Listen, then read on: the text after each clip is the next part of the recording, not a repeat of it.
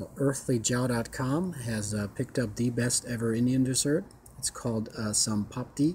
You'll find it in your dessert section of your local Indian store. This one is a pistachio flavored sweet crisp cake.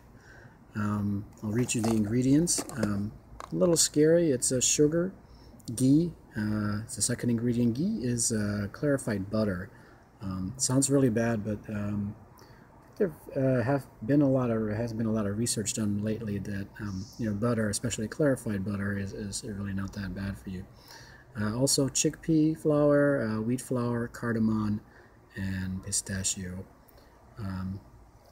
As you can probably tell from the ingredients, this is pretty good tasting. It reminds me a lot of halva,